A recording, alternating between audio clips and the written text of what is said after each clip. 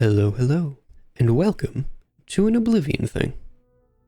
The first Oblivion thing even, and as such, it only seems appropriate to start from the beginning.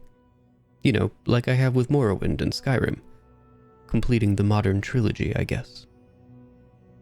I was recently playing Oblivion because it's just been a long time, and it struck me that the dungeon you're dropped into is really weird.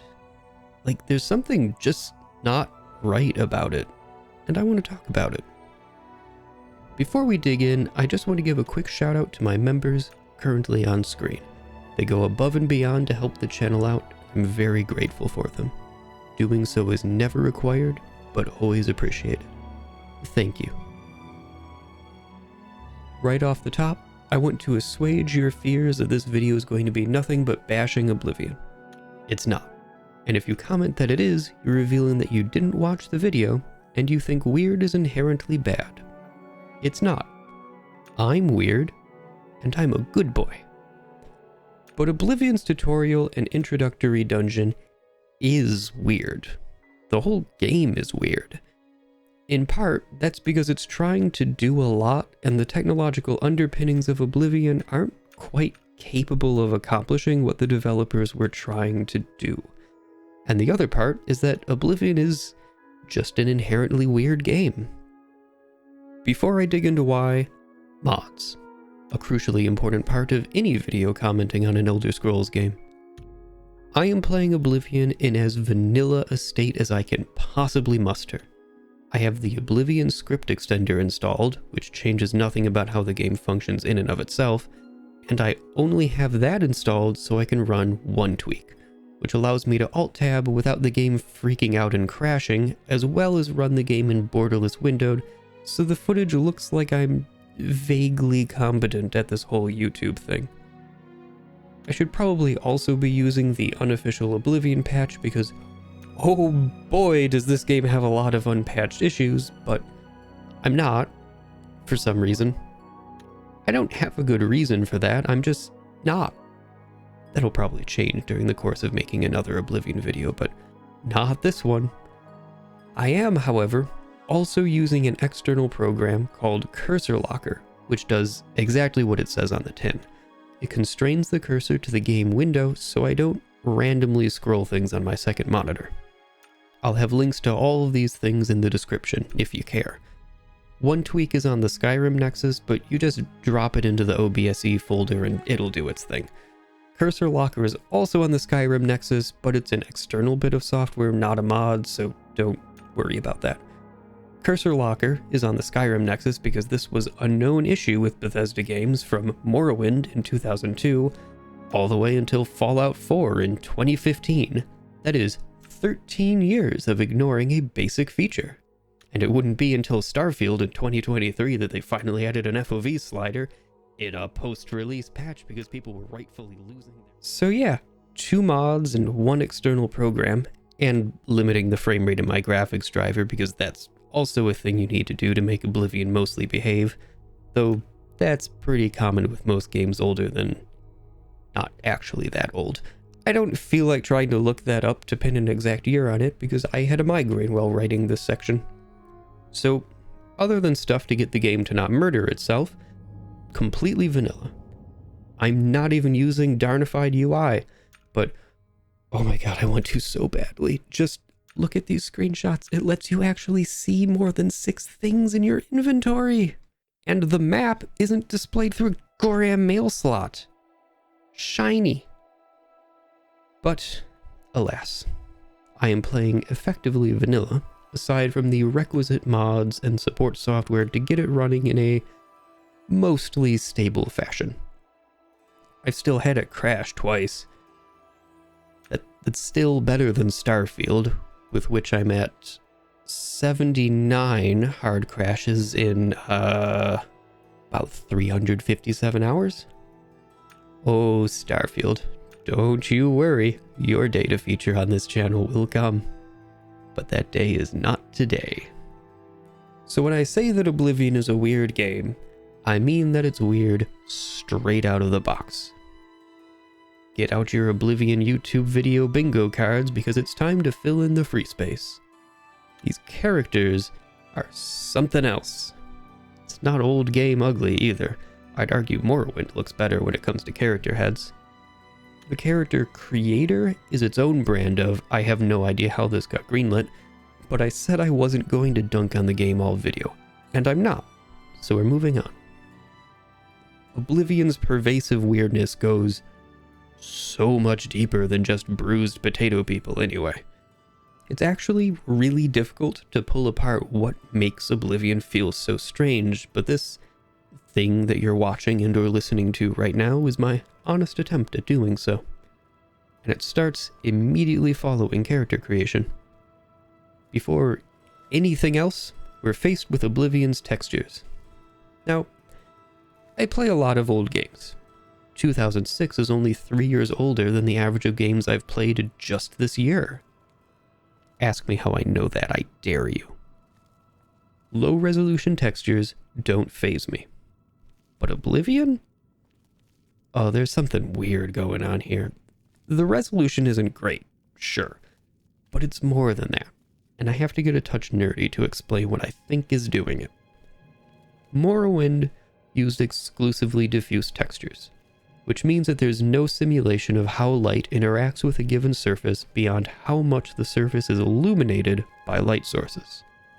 This works great for a lot of materials, but it falls apart when trying to represent anything glossy or wet or metallic. It just can't do reflections like that. That's where PBR comes in. PBR, or physically based rendering, describes a collection of rendering techniques that are intended to simulate how light interacts with various materials.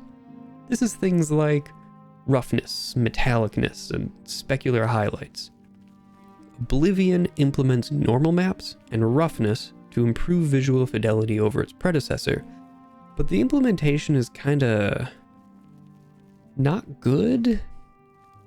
The roughness, glossiness essentially, is too glossy, so everything in Oblivion looks wet all the time. The normal maps, which add fake detail where there isn't any geometry, are too low resolution to add as much detail as they're trying to, which makes even rough surfaces feel kind of rounded off, like when a surface has water running over it all the time. It all leads to making Oblivion look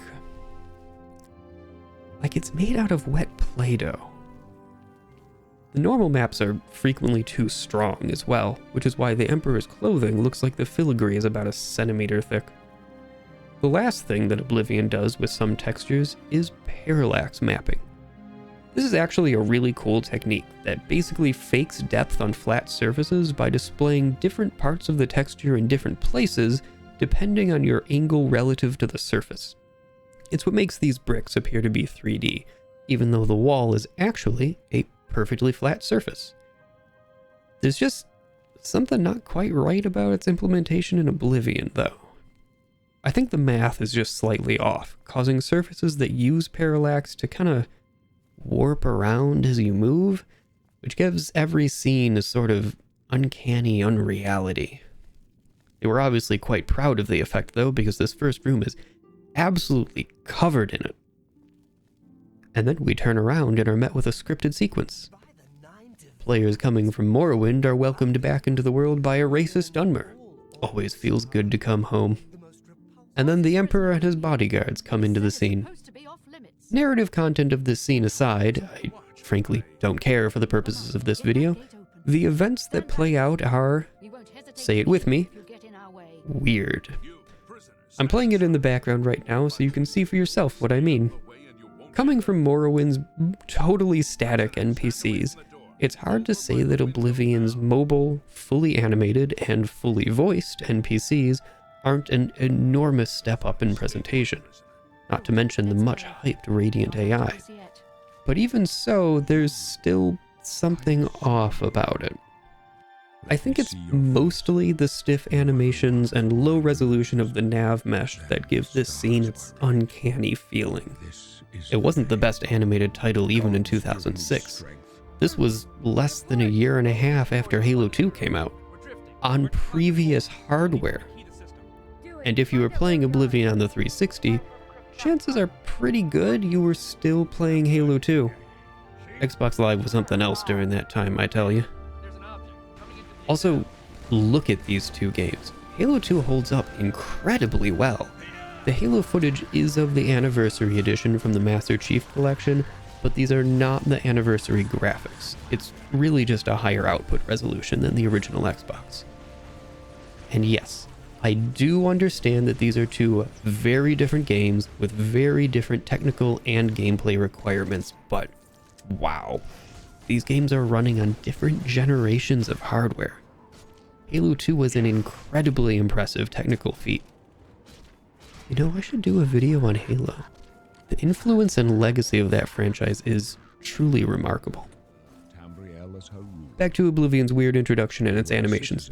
Like I was saying, Oblivion was never the best animated game in the world, but especially from here in the mocapped land of 2024, it really stands out that these animations are missing the mark by a fair bit.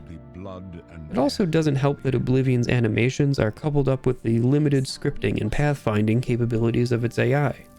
It's all just a bit stiff. Like an amateur play with actors rotely hitting their marks and hard pivoting to whoever they're talking to.